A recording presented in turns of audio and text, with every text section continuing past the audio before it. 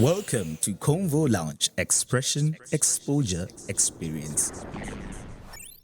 Right, welcome to the Convo Lounge podcast. Thank you very much for tuning in. And remember that we have our YouTube channel that is up now. So just go to that channel and do what people do, subscribe, like, and all of those many other things. Also, you can just follow our social media platforms. It's called Convo Lounge Africa. And there you will see a link which you can subscribe to become part of the Convo Lounge community so that you can continue these conversations and continue empowering you and getting you to engage with us and let us co-create this different topics that we would like to be sharing on the Convo Lounge podcast. And like we did mention that we are going to be having conversations with different brands trying to connect the talent and the brand to see how to leverage on the opportunities as they present themselves. And today I have the pleasure of welcoming Retapelo. Thank you very much for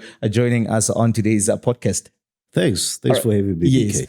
Just a quick introduction maybe of yourself and the brand that you represent today. All right. Thanks a lot again. My name is Tapelo Babusi. I work as the ICT officer at the Engineers Registration Board. Basically, that's the short introduction that you want. Yes.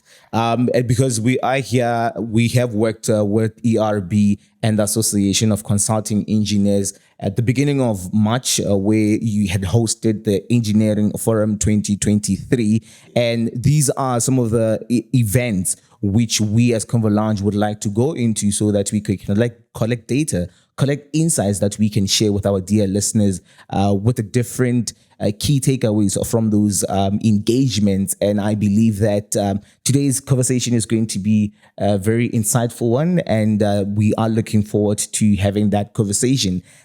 Somebody might be wondering then, why should I then be listening into Engineering Week Forum when I'm not an engineer, right? Yes. But I think even just coming to the studio here now, you go through potholes. Every day you go to the office, you go through potholes, and those are, it goes to the work that is done by the engineers. So we as taxpayers, we have to ensure that we understand what the engineers are doing so that if we are to somewhat hold them accountable, we would know where to start. Yeah, 100%. I think, as you say, we are the consumers of engineering services, so there's no way that we can beat around that. Yeah. Being just the public, everything that the engineers does, it affects us, everyone, the kids at home, anybody, doctors, lawyers, everybody, even this podcast, there's a lot of engineering around here, so I'm pretty sure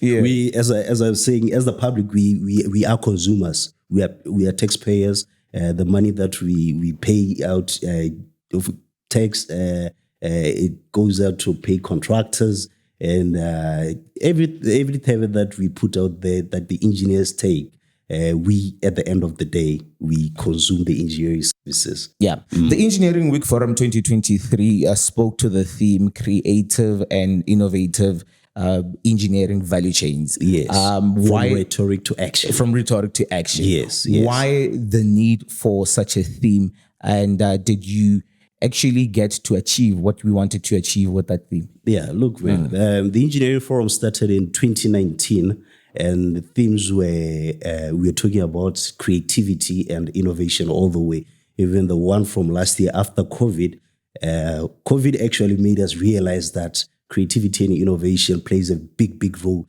in our everyday life. We saw people getting to look at things like hybrid meetings, hybrid conferences, virtual conferences, things that we didn't think we would achieve before COVID. So coming back from COVID, we saw that people now have started experiencing, what is it called? Virtual reality. Yeah. Virtual reality. They got to use computers.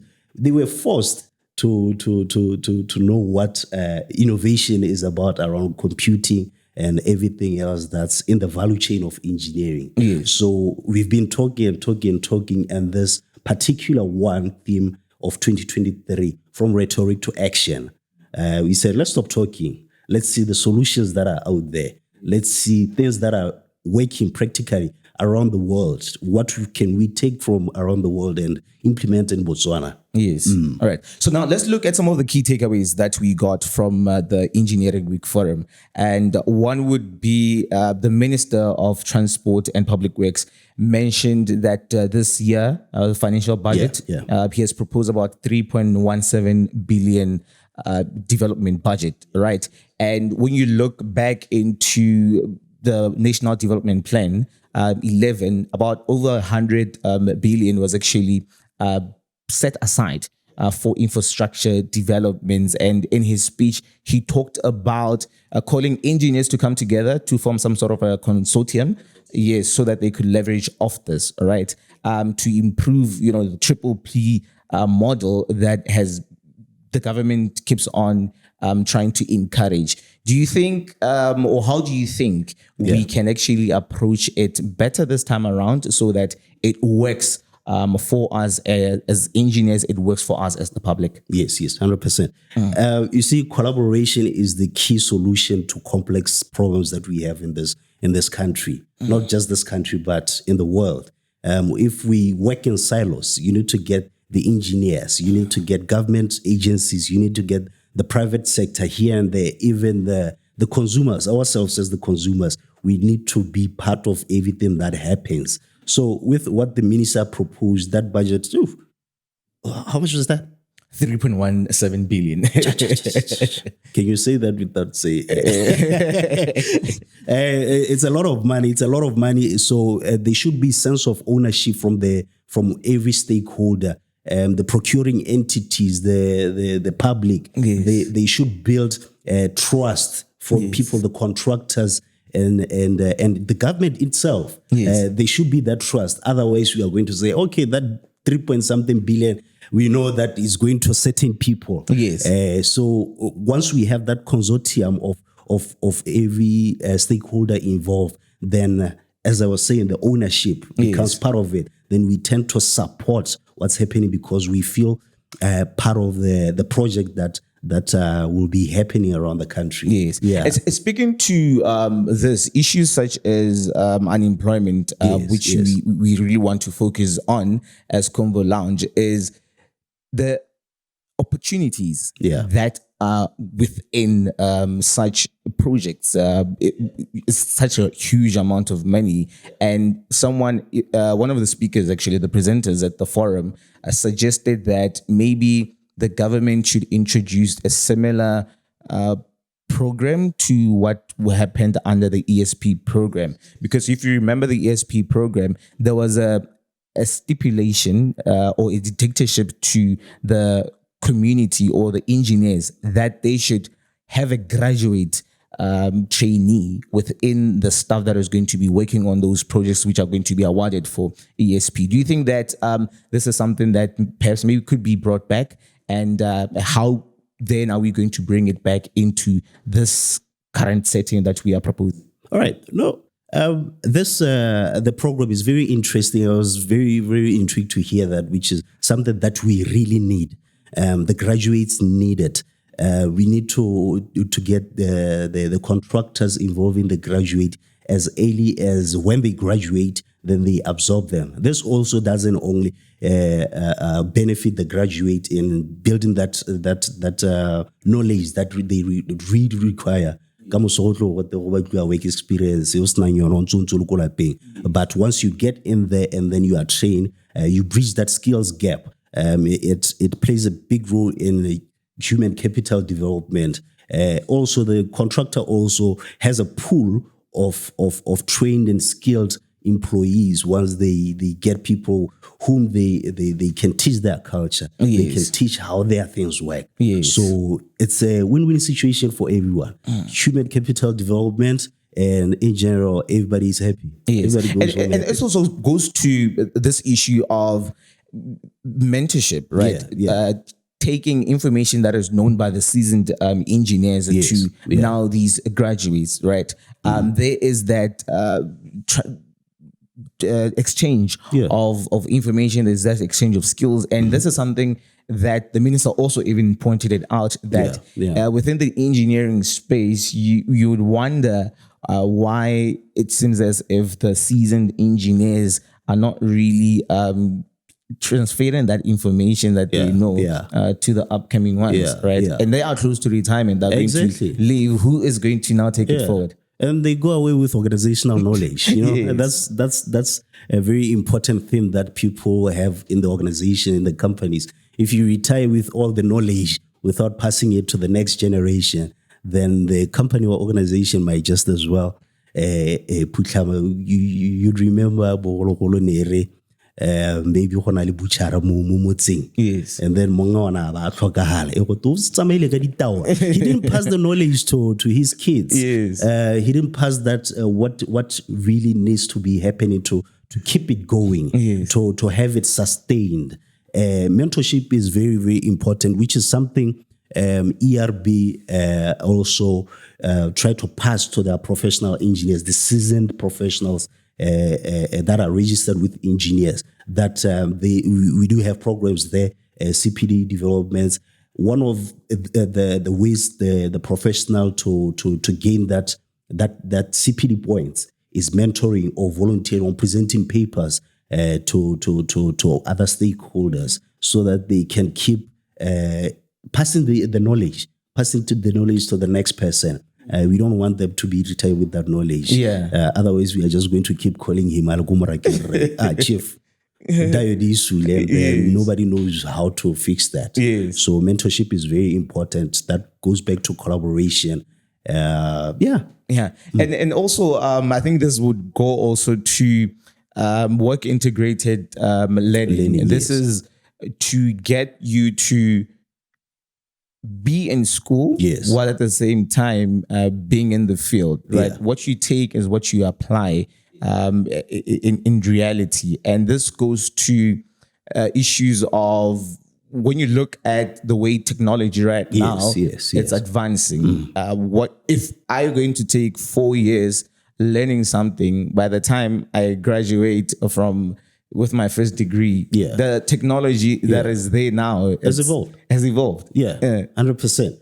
Work integrated learning, which is something that one of the presenters, I like that gentleman's name, Professor John Pierre Delaporte. That was a very interesting name, but he gave a very nice presentation on work integrated learning. Basically, what work integrated learning is bringing the workplace to the learning environment, so that the knowledge that's currently in the industry is also in the classroom. So you don't get people to be teaching something which has been in the curriculum for the past 10 years, which was in the curriculum in 2005.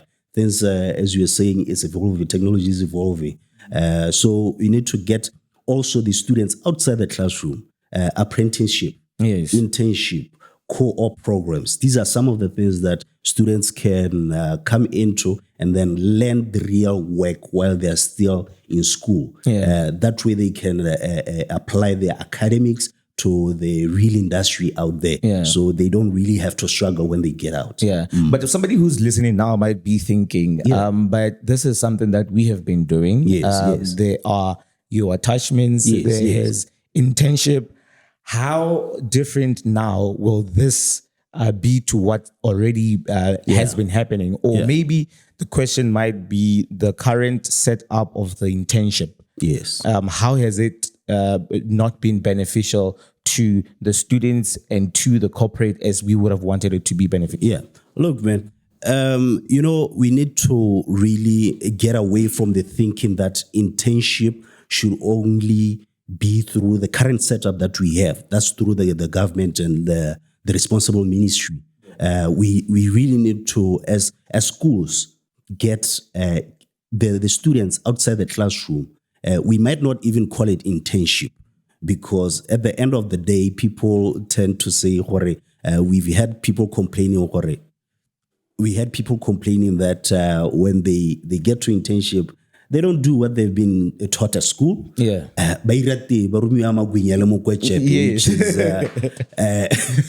in a way, when you start, you might think, it's nice. All I have to do is make tea, and I get that allowance at the end of the at the end of the month. internship program, yes. Yes. But we really need to, if we bring in the work integrated learning system, then we take away that mindset that only the government has to be taking students or graduates into internship. Internship is done before the student is graduating. And then they can apply what they are learning and improve the experience, not only to go do something that they don't know what they are doing, or they don't want to do, or they are not gaining the valuable experience. Yeah. All right, let's just hold it there and go for a quick break, and then we are going to continue after the break. Dear listener, remember that you can check us out on our social media platforms. On Facebook as Convo Lounge Africa, or you can just use our WhatsApp line to give us your feedback and your contribution to this conversation. Our WhatsApp line is +267 7651 9992.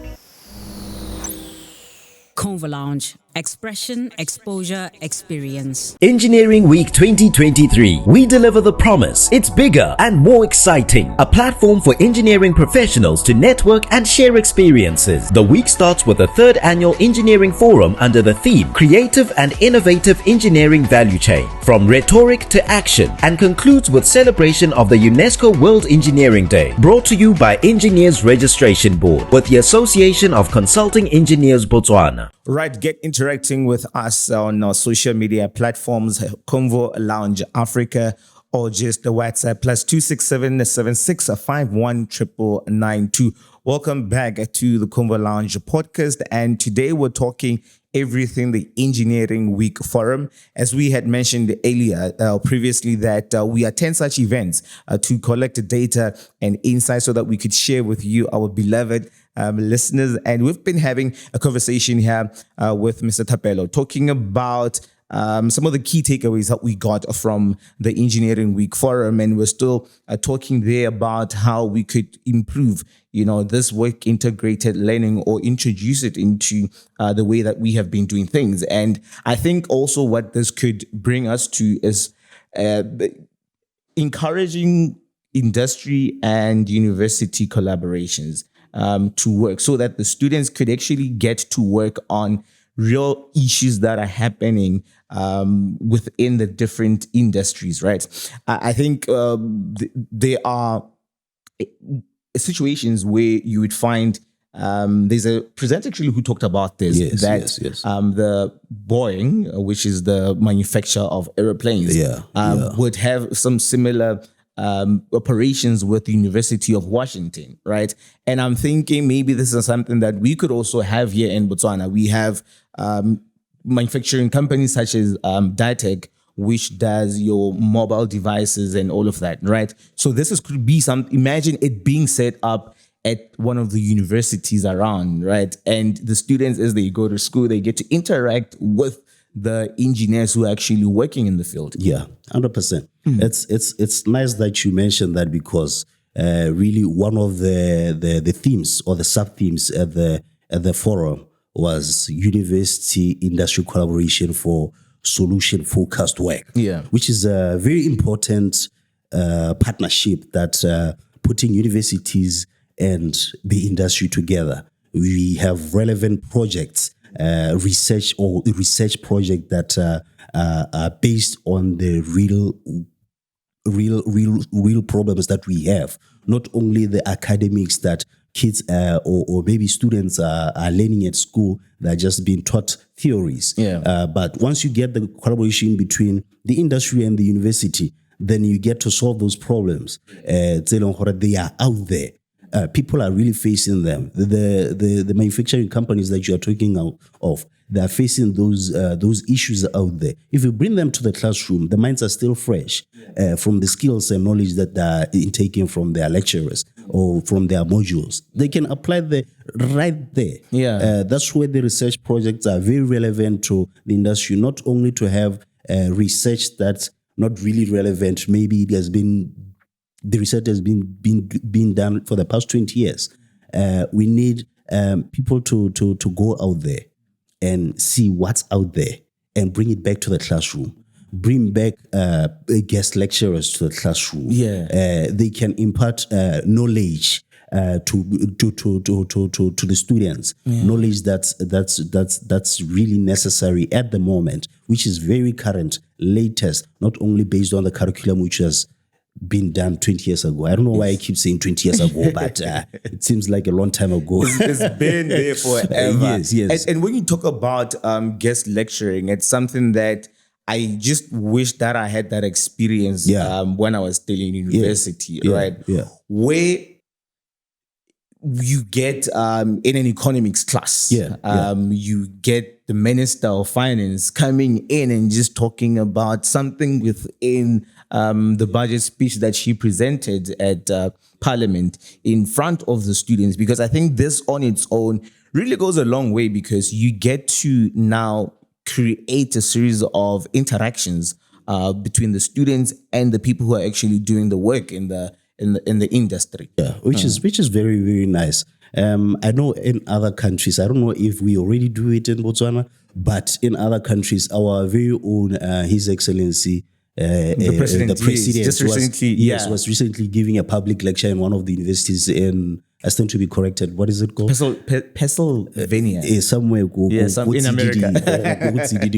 Which is something, they impart knowledge that's existing, the latest knowledge. You speaking of the economics class, maybe the minister coming in to tell you what the indices are currently, what the lending rate is. Not only to know what a lending rate is as a definition, but you have somebody come in and tell you that the current lending rate is this, and with the projection that we have, it might be this much in the next 2 years, or what are the advantage? What can we do when we leave school to maybe take advantage of what we currently have as the knowledge that we have? I keep going back to the word knowledge because that's one of the most important things. You should be able to differentiate between education and knowledge. You may have the degree, you do have the education, but you may not have the knowledge. Without the industry, there is no knowledge. Yes. One thing that I also know is that as ERB, you have a database of about 9,000 something engineers. Yes, and still growing. Yes, which is very, very nice. It's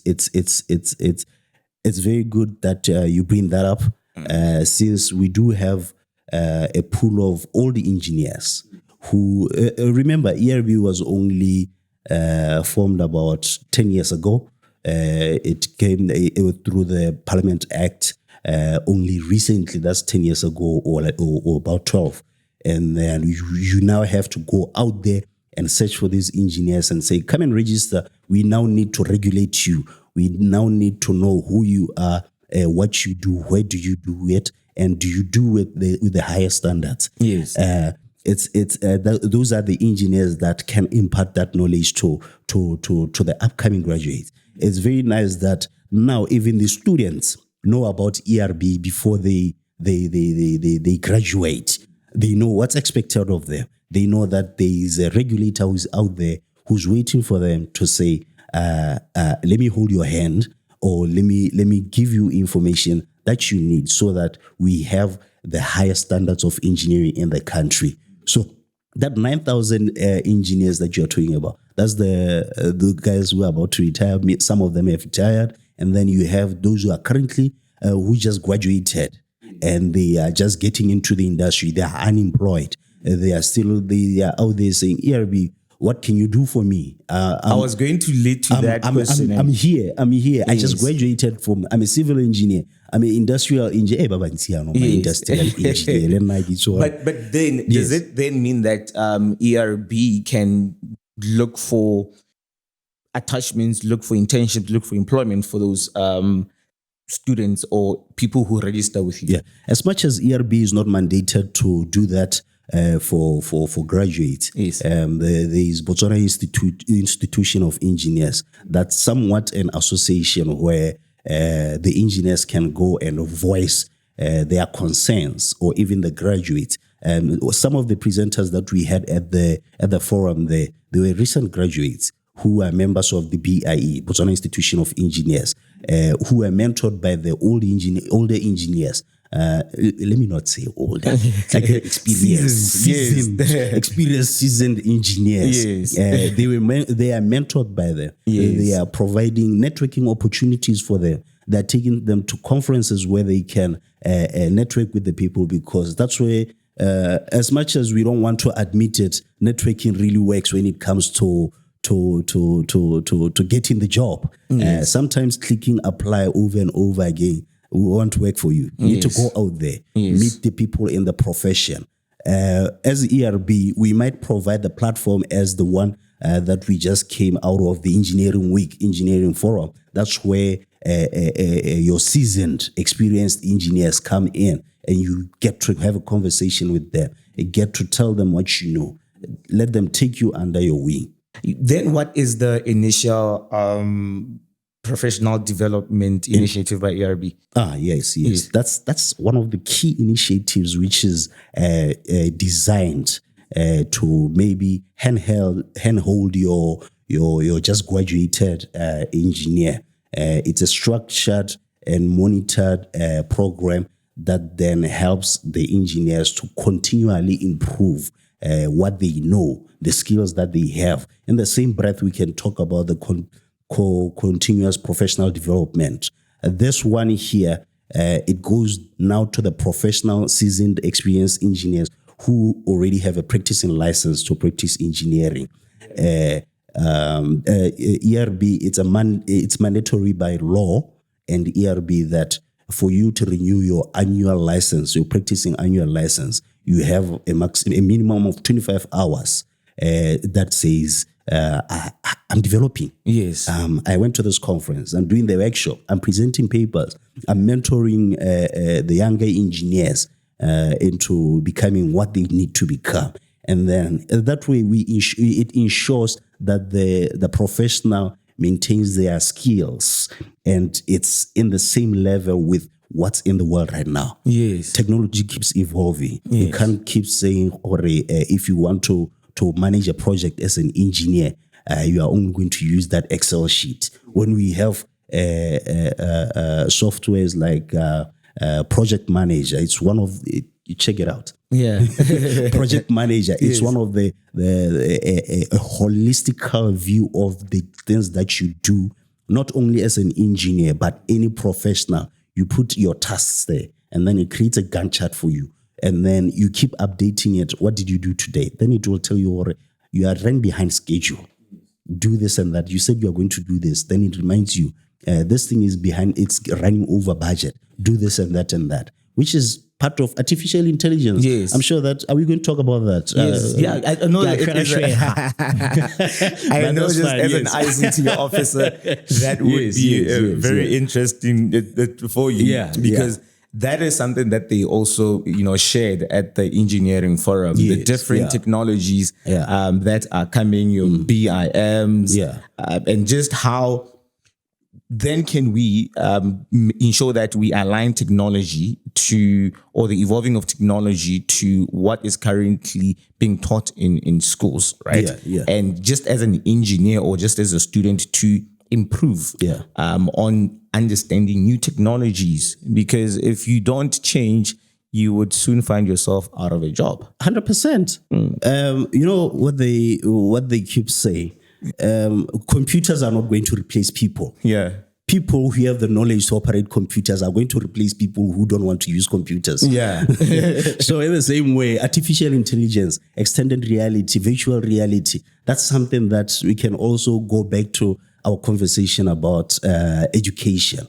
How can you bring this into education, the educational environment? Yeah. The students or the educators need to leverage on this thing so that the complex processes or systems that you can't really expose students to inside the classroom. If you introduce extended reality, then you can have people experience in a safe, controlled environment, maybe experience the mind. I know. I know. Yes, 100%. Botswana Diamonds took me to school, and I can be fluent in English right now. But I've never seen how the mind looks like or the operations of the mind. If you bring extended reality to the classroom, then you can get inside the mind. You get underground. You have the big employer of engineers right now, Botswana. they're leveraging on this. Yeah. They're leveraging on this. They have drones that monitor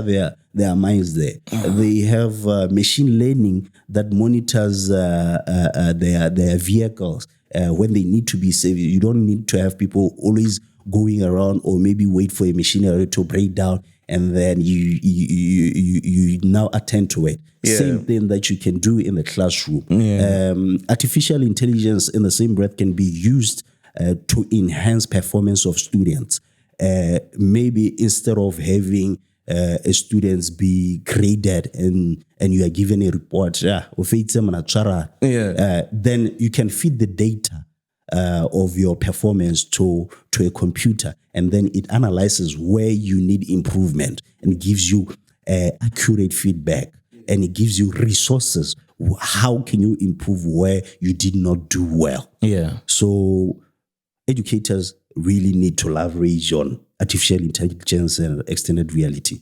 Yes, I think they are listening and they should really do something I hope about so. But I think for us to actually achieve all of this, we then need to ensure that there is some sort of like public participation into all of these different works that are done by engineers, right? Because at the end of the day, we then become the custodians of the projects that are being developed for us so that they can benefit us. Yeah. Let's talk to that. 100%. You know, we need to be involved. Everybody needs to be involved. Earlier we said we are the consumers of engineering services.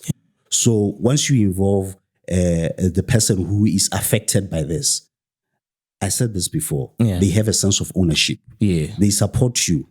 They're able to point things out that you won't be able to see, and they tend to bring solutions that can be implemented right there. Yeah, which you may not realize until you give the consumer the finished product. Here, use this thing, only to find out that you missed something that could have been picked up by a 12-year-old kid. Yeah. By that time, if you incorporate public participation into everything that the projects or the project engineers or managers do, then you have that holistic view of the project, which eliminates not only it doesn't eliminate. You can never eliminate. You can never risk. eliminate it. Yeah, Can never you can eliminate only the risk. mitigate it. You can only mitigate, but you can reduce it to an acceptable one. Yes. By the time you give a consumer the finished product, and then you go back,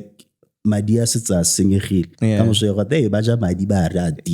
Are we seeing a bigger, better forum next year? Oh, What definitely. could we look forward to? 100%, definitely. I don't know what we are going to do, but we have started planning for it. Yeah. We brought new technologies to the past one, which we didn't have in 2019. This year around, if you have realized when you walked into the conference room, there was no signing of anything. Yes. We got people scanning your tag and you are in. And then we get to retrieve that data, say, oh, you attended. That's nice. So how many CPD people point. did you hit in terms of participants We and had presenters? over 400 people coming into it was a hybrid event. Oh, okay. It was also online. Yes. So online, we really had people, a lot of people. We had about 500 people in the online platform, and up to 300 people coming into the conference room each and every day for that week. Yeah. But next day should definitely be bigger and better than we had the past 3 ones. Yeah. Presentation wise, you might have realized that we did get international speakers. Yes. We had people virtually. There was a gentleman in Australia who gave us an idea of what they are doing in Australia, how the government of Australia is helping them to be able to deliver on their project that side. Like any other country, Australia also faces challenges, not only in Botswana, but how can we leverage to what they are doing? Yeah. There was a gentleman who was presenting in Aliko, China. He was presenting on BIM, I hope to see that gentleman next year. Yes. We need him again to see his face and it's tell us more. It really got a lot of people interested in this whole BIM yes, 100%. thing, and I think his time needs to be a bit longer. The next step. We're still going to continue having conversations about what we got from the engineering forum, and we will be having other engagements. Now trying to be a bit more specific to some of the points that were covered, bring in also experts in those areas so that the viewers at home could actually get to appreciate how they can actually look forward to the next engagement and how they could help, solve this unemployment. Just to wrap it up, let's get your parting words. Yeah, man. At ERB, the Engineers Registration Board, we still have a lot of people who are not forthcoming to register. They keep saying ERB just want to take my money. But I don't know about the money part, but people really need to take pride in their profession. Yes. And by sitting back, then you are not taking pride in your profession. We have doctors, we have lawyers, we have teachers who needs to be registered with their professional body so that they can practice. With the accountants, they are registered, they are practicing, they are having their practicing licenses each and every day. So they are taking pride in their profession. Sitting back, you are only giving your fly-by-night engineers more airtime so that they can do what they are doing out there. They are not being regulated. So sitting back also means that you are sitting there and people think you are fly-by-night because you are not recognized by the professional body ERB. ERB is in a mission to be registered with the IAEE, which is International Engineers Alliance. I think you got it better than I did. You've been registered with ERB and ERB a member of that. Then your name can be spoken in the same breath of the person who's creating buildings at Dubai or China or America. So you have better opportunities to bring back to our country. With that say, I'll really say people need to come forward. Maybe you are getting wrong information from people out there who are not even registered, so they don't really know what's going on. But if you do come forward, get the information from ERB. Get to the office. The office is open to anybody. We have our staff there who's ready to assist each and every person who comes in. So you have the right knowledge, then you would know why you need to register with ERB. All right. Thank you very much for joining us. And we look forward to further engagements with yourselves and the whole ecosystem of engineers so that we could work together and see how we could develop the country going forward. This is how we're going to end it today. Please do give us your feedback and let's hear what you have to say on our social media platforms. Just look for Convo Lounge Africa or WhatsApp us at +267 76 51 992. Bye. Convo Lounge. Expression, exposure, experience.